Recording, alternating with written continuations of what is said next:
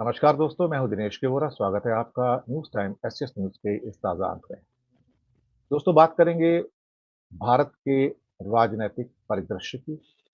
हालात कैसे हैं? ज़मीन से क्या संकेत मिल रहे हैं? अब तो बिगुल बज चुका है, सेनाएँ आमने-सामने हैं। जब सेनाएँ आमने-सामने हो तो यहाँ पर कोई इफ्स एंड बट्स की बात नहीं होती है। यहाँ पर संसाधनों के कम होने की या ना होने की बात नहीं होती है।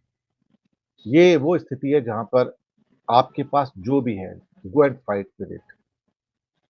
एक बार की बात है, कुछ साल पहले की, जब भारत के रक्षा प्रमुख से एक सवाल पूछा गया था कि अगर आपको 2 मोर्चों पर लड़ाई लड़नी पड़े, चीन और पाकिस्तान का ज़िक्र था, तो क्या आप तैयार हैं? तो उनका कहना था कि we will fight and we will fight with whatever we have, क्योंकि two front war is always a difficult proposition.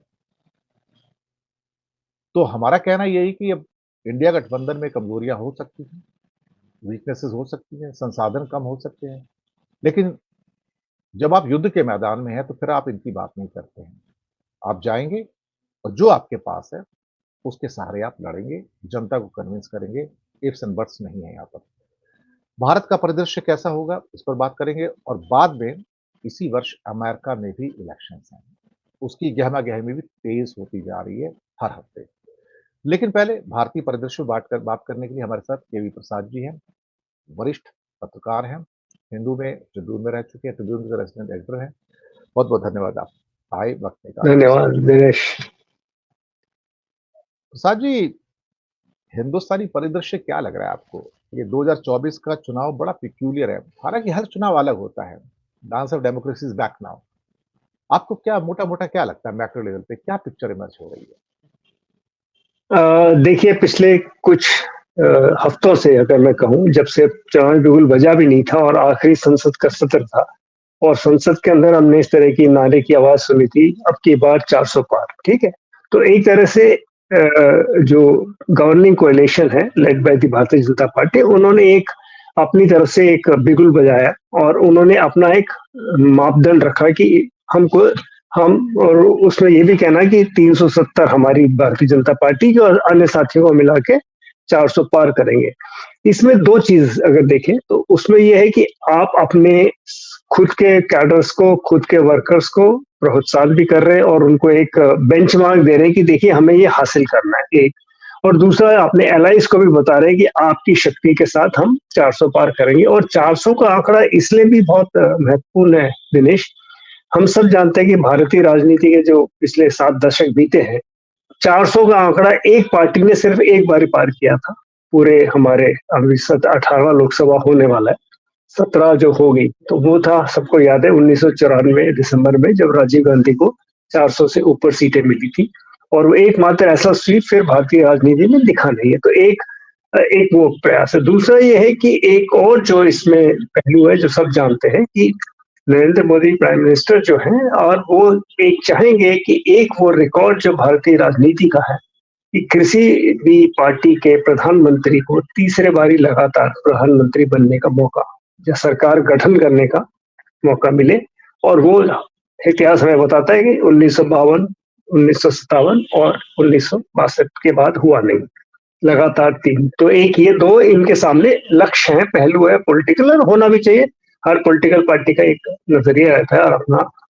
लेकिन इससे हुआ ये कि एक नैरेटिव बना है, एक परसेप्शन बना है और इसके विरुद्ध अगर हम दूसरी जगह देखें, जो इंडिया अलायंस है या इंडिया गठबंधन की ये कांग्रेस के नेतृत्व में जो कोशिश की गई, उसमें जो बिखराव की स्थिति बनी, उससे परसेप्शन एक ऐसा बन रहा है कि शायद अ, विपक्ष में कोई खड़ा नहीं है भारतीय जनता पार्टी को चुनौती देने के लिए। हालाँकि अगर आप विस्तार में अगर हम जाएँ, तो स्टेट बाय स्टेट परिस्थितियों में फ़र्क है और इसके बारे में आप भी जानते हैं और लेकिन वो जो फ़ोकस है, फ़ोकस इस पे चला गया, दिनेश जी।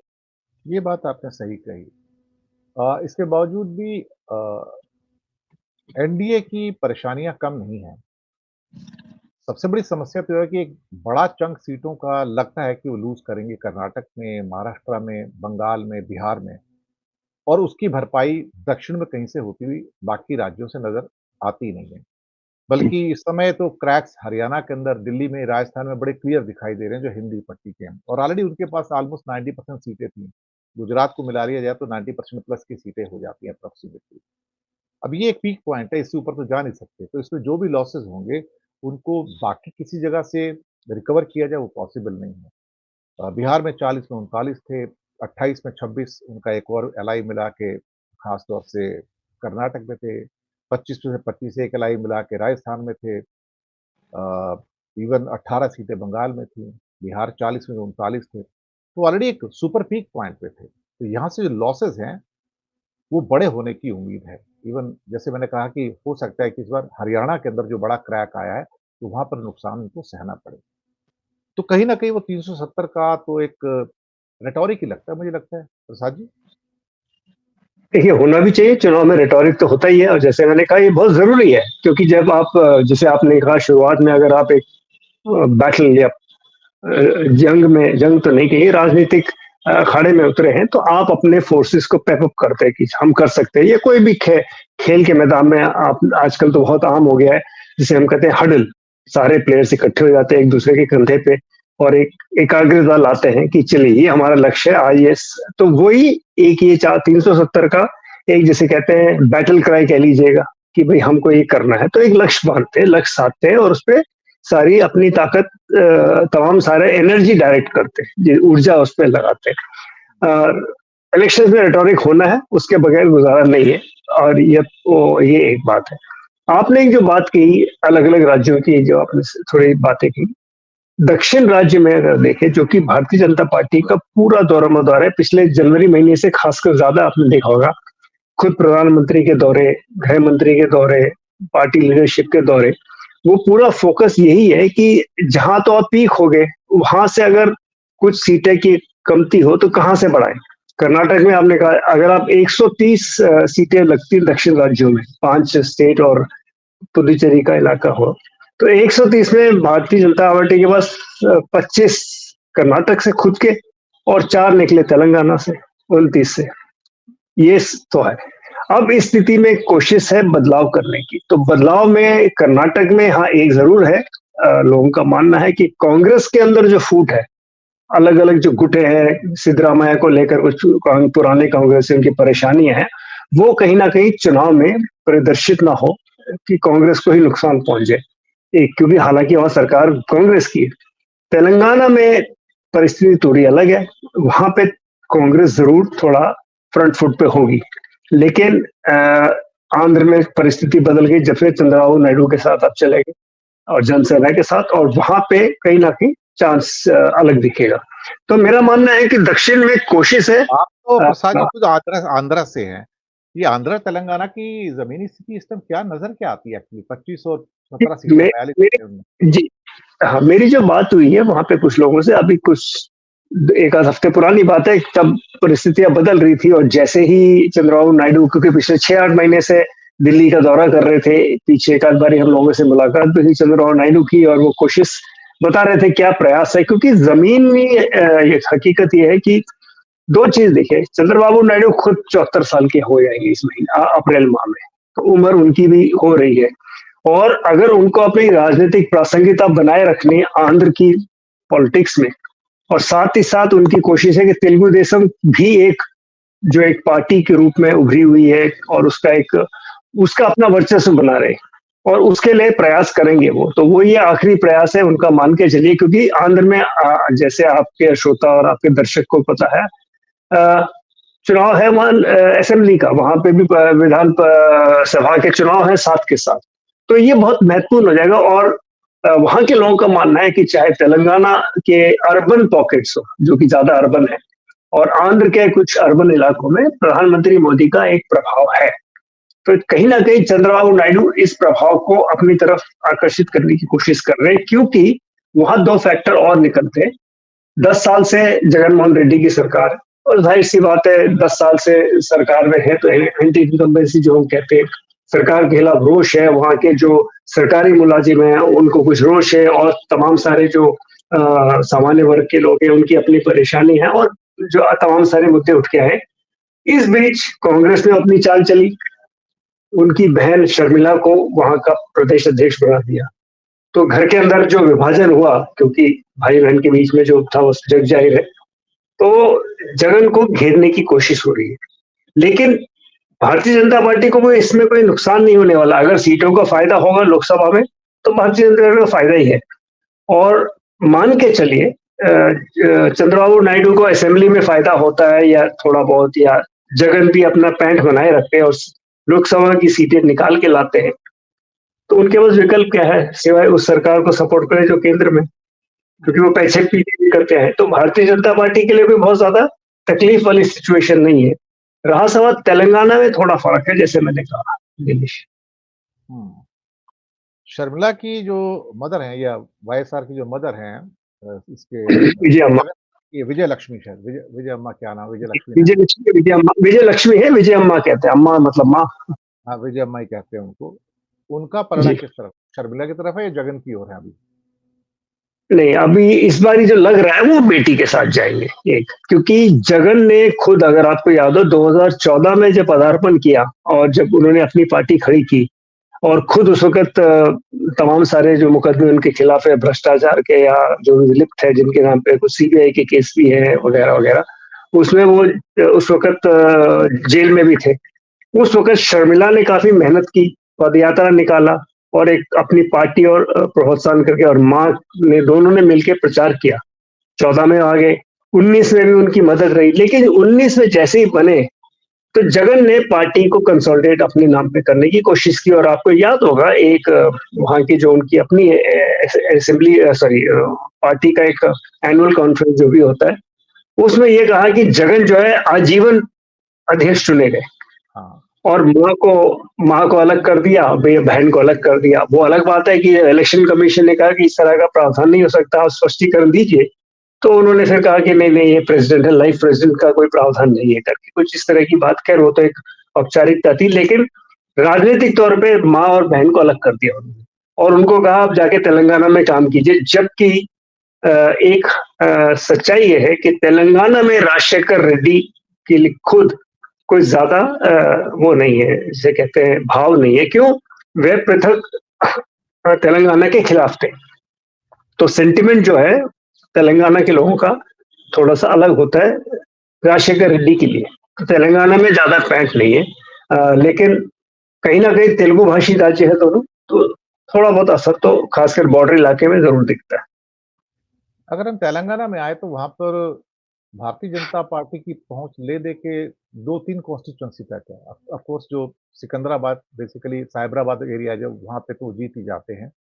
एक आदिलाबाद, निजामाबाद और करीमनगर। आदिलाबाद, निजामाबाद तो दोनों आंध्र अपना महाराष्ट्र से लगे हुए हैं, और करीमनगर थोड़ा सा अंदर है, ज़्यादा दूर नहीं है महाराष्ट्र से देखा जाए तो। एक थोड़ा-सा असर उनका महबूबनगर डिवीज़न के अंदर भी है, बाकी तो उनका असर कहीं भी नहीं है देखा जाए तो। तो भारतीय जनता पार्टी के लिए इस बार रेवंत के होने के नाते क्या कोई एडवर्स इम्पैक्ट होगा? वो 4 सीटें रिटेन कर सकते हैं क्या? नहीं, कोशिश पूरी है। और देखिए इसमें एक चीज है कि तेलंगाना राष्ट्र समिति के साथ भारतीय जनता पार्टी के ताल्लुक अच्छे रहे। केंद्र में तेलंगाना राष्ट्र समिति ने वक्त वक्त पे, भारतीय राष्ट्र समिति बन गई अब उनकी पार्टी, वक्त वक्त पे समर्थन करते रहे मुद्दों पे। लेकिन आप अगर ध्यान दिए, जो आंध्र के तेलंगाना के जो पॉलिटिकल ऑब्जर्वर्स हैं, उनका ये मानना था कि बंदी विजय कुमार, जब बंदी संजय, जो कि भारतीय जनता पार्टी के भूतपूर्व तेलंगाना के अध्यक्ष थे और काफी वो एग्रेसिव कैंपेनिंग कर रहे थे केंद्र राज्य सरकार, अपने चंद्रशेखर राव की सरकार के खिलाफ, और एक तरह से माहौल खड़ा कर रहे थे।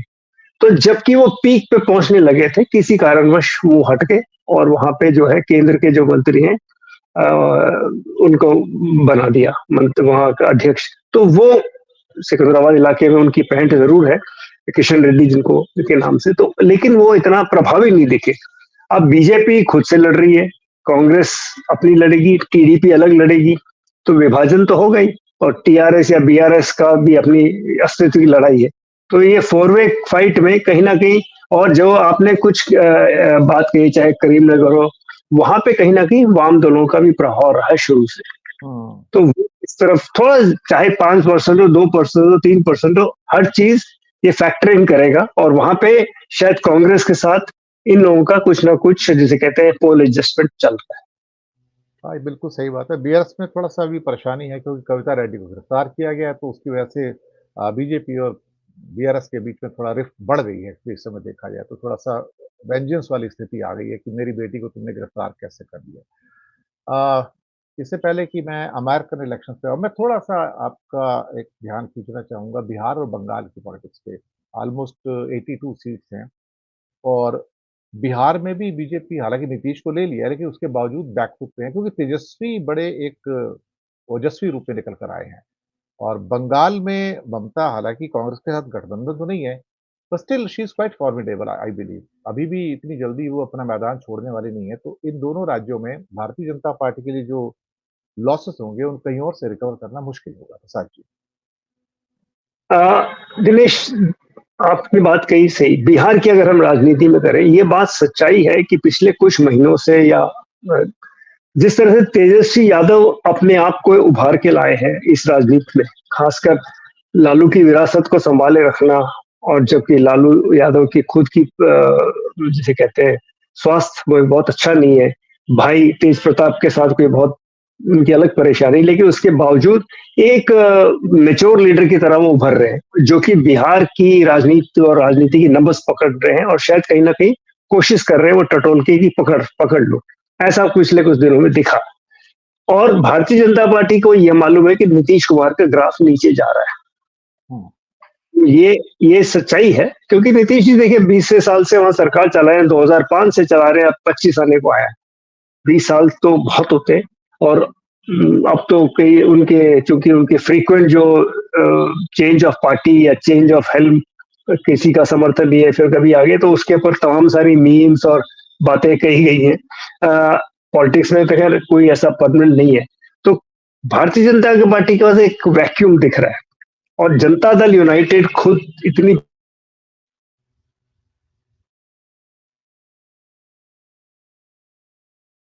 जी प्रसाद जी। हाँ, किसी और इलाके में भी प्रभाव था, लेकिन वो काफी हद तक सिकुड़ गया। और जनता दल यूनाइटेड जब बिखरा तो जनता दल सेक्युलर कर्नाटक में चला गया देवगौड़ा जी के साथ। वो भी तो कई सारी चीजें, तो बीजेपी को मालूम है कि अगर जेडीयू का जो भी ताकत है और जो तमाम सारे, चाहे वो जीतन राम मांझी की चीज है या रामविलास पासवान के साथ जो उन्होंने उनके चिराग के साथ जो गठबंधन किया, तो ये अपनी तरफ अट्रैक्ट करने के और कोलिशन बनाए रखना। और जेडीयू में अगर कहीं ना कहीं जैसे कहते हैं कि if there is going to be change at some point of time, वो इनकी तरफ अट्रैक्ट होंगे नेचुरल पार्टनर्स की तरह। तो एक बिहार की ये स्थिति है, लेकिन वेरी इंटरेस्टिंग, क्योंकि कांग्रेस वहां जूनियर पार्टनर के लेके पहले भी रही है, तो आरजेडी कांग्रेस, और कल शायद पप्पू यादव भी वहां आ गए। उनका अपना हर जगह 2 सीटों का इलाका अपना प्रभाव रखते हैं वो पहले लालू के साथ भी रह चुके हैं, तो कई सारी वहां कॉम्बिनेशन है। और बिहार की राजनीति बिल्कुल ही भिन्न है इस तरह सीपीआई बंगाल की राजनीति। कम्युनिस्ट पार्टी भी काफ़ी स्ट्रॉन्ग है कुछ एरियाज़ में। वहां पे कम्युनिस्ट पार्टी माले भी काफी स्ट्रॉन्ग है। कुछ जगह कम्युनिस्ट पार्टी माले, दीपांकर भट्टाचार्य जिसके जनरल सेक्रेटरी है, उनकी भी काफी है। तो सब पूल करते हैं वोट्स वहां पे जाकर। और तो ये रहा। लेकिन बंगाल में जो दिख रहा है, हो सकता है मेरी रीडिंग गलत हो, ममता कांग्रेस के साथ नहीं खड़ी है। और आज जो खबरें निकल के आई है कि कांग्रेस और वाम दलों के बीच में कुछ सीट शेयरिंग की बात चल रही है, तालमेल की बंगाल में। और बीजेपी ताकत के रूप में 18 सीटें लेके बैठी हुई है, तो चाहेंगे कि हम 18 से ऊपर ही जाए। और अगर आपने पीछे उनका वक्तव्य सुना हो अपने प्रशांत किशोर का, काफी जगह उनका सोशल मीडिया में भी चला है कि उनका मानना है कि बंगाल की जो रिजल्ट है आश्चर्यजनक करेंगे। कुछ इस तरह का उनका वक्तव्य रहा है, विल बी सरप्राइजिंग। वो किस तरह सरप्राइज है वो खैर इंडिकेशन उसी से मिल गया था। खैर सवाल यह है कि बंगाल में मैं मानता हूं विपक्ष का जो स्पेस है, कांग्रेस और लेफ्ट एक तरफ ममता के खिलाफ, वो चाहते हैं कि हम ऑल्टरनेट स्पेस ऑक्यूपाई करें instead of giving that space which BJP has captured. तो बीजेपी एज ऑल्टरनेट जो कैप्चर कर लिया पॉलिटिकल स्पेस को, तो कांग्रेस और लेफ्ट मिलकर कोशिश करेगी। हालांकि पिछले चुनाव के आंकड़े बहुत ज्यादा उत्साहजनक नहीं है इन दोनों पार्टियों के लिए, लेकिन पॉलिटिक्स में तो प्रयास करना सबका काम है। एक पॉइंट इसमें था कि मेरी बात कुछ बंगाल के बड़े विश्लेषकों से हुई, इसमें एक मोनिदीपा भी थीं और एक गौतम लहरी भी थे और भी कुछ लोगों से हुई। उनका कहना था कि अभी पीछे जो सीपीएम की बड़ी एक रैली हुई ब्रिगेड ग्राउंड के अंदर, कलकत्ता के अंदर, it was massive by any means actually और इतना बड़ा क्राउड एक सीपीएम की रैली में देखा जाना लोगों के लिए हैरानी की बात थी। तो उनका कहना ये है कि CPM is regaining the ground और जो भी उसका 1%, 2%, 3%, 4% या 5% तक तो ऑलरेडी 6 5-6% ऑलरेडी हैं वो एक्चुअली। अगर वो 10% तक खींच कर ले जाते हैं, तो वो सारे लॉसेस बीजेपी के हैं क्योंकि ये मार्क्सिस्ट बेसिकली जो सारा कैडर था, वो शिफ्ट होके बीजेपी को गया था एक्चुअली देखा जाए तो प्रोमिनेंटली। तो they are trying to get it back actually. ये मेरे ख्याल पॉइंट इसमें थोड़ा-सा सिर्फ बीजेपी में ही नहीं गया था, शुरुआत में वो तृणमूल में भी गए थे। हुँ, पहले पहले दौर पे तृणमूल में गए थे क्योंकि अगर आपको याद हो कुछ इंटेलेक्चुअल जो पहली बारी लोकसभा में चुन के आए थे, ममता बनर्जी जब उनकी सरकार बन गई थी बंगाल में, तो काफ़ी सारे लेफ्ट इंटेलेक्चुअल्स जो कि वाम दलों के साथ जुड़े रहे, उनमें से कुछ तृणमूल में चले गए। वो बाद में अलग हो गए कुछ है, तो वो अपनी ज़मीन तलाश रहे सब। और जैसे इसलिए मैंने कहा शायद मेरी बात में वो जुड़ता है कि ऑपोजिशन स्पेस को रिकैप्चर करने की कोशिश है। जो कि कुछ हद तक जैसे आपने कहा बीजेपी की तरफ चले गए थे, तो कांग्रेस और लेफ्ट मिलके वो ऑपोजिशन स्पेस जो लुप्त हो गया था उनके लिए तकरीबन वो क्लॉ बैक करने की कोशिश करेंगे। और ममता के लिए कोई दिक्कत नहीं है एक्चुअली देखा जाए लॉन्ग टर्म में। हाँ, सीपीएम ममता के लिए प्रॉब्लमेटिक होस्ट है, no doubt about it in Bengal. But ठीक उसी तरह केरल में कांग्रेस और वाम दलों के बीच में संघर्ष मुकाबला तगड़ा है। तो ये विडंबना ही है भारतीय राजनीति की। तो यहाँ पे एक छोटा-सा एक मिसाल बताऊँगा। 2004 में शायद मैंने आपके शो में पहले बताया है, मुझे याद नहीं है। 2004 में जब यूपीए की सरकार बनने की बात आई थी और वाम दलों की तरफ से ये कोशिश हो रही थी कि इनका समर्थन मिल जाए बाहर से। तो प्रेमचंद दास मुंशी जो कि उस वक़्त सांसद थे और मंत्री बन रहे बाद में, तो हमने ऐसे एक बारी बैठे थे उनके साथ। हमने कहा प्रियदा ये किसी ने पूछा ये कैसे हो सकता है कि आप तो बंगाल में कांग्रेस और लेफ्ट एक दूसरे के खिलाफ है और केंद्र में आप कह रहे हैं कि मिल के चलेंगे। तो बोला अरे इसमें क्या है, चूंकि वो फुटबॉल से जुड़े गए थे, ऑल इंडिया फुटबॉल फेडरेशन में थे। बोला इसमें क्या है, देखिए ईस्ट बंगाल और मोहन बगान बंगाल के हर अखाड़े में एक दूसरे के खिलाफ लगते हैं फुटबॉल के एरिना में, लेकिन जब इंडिया जर्सी पहनते दोनों के प्लेयर साथ साथ खेलते। अच्छा पॉइंट है। अब मैं तो आता हूँ जी, जी, अच्छा पॉइंट तो बताया। बात तो पूरी ये करिए। व्यंग में एक बात कही, लेकिन एक लॉजिक जो उन्होंने अपना तर्क दिया कि भाई ये 2004 की बात बता रहा हूँ मैं आपको।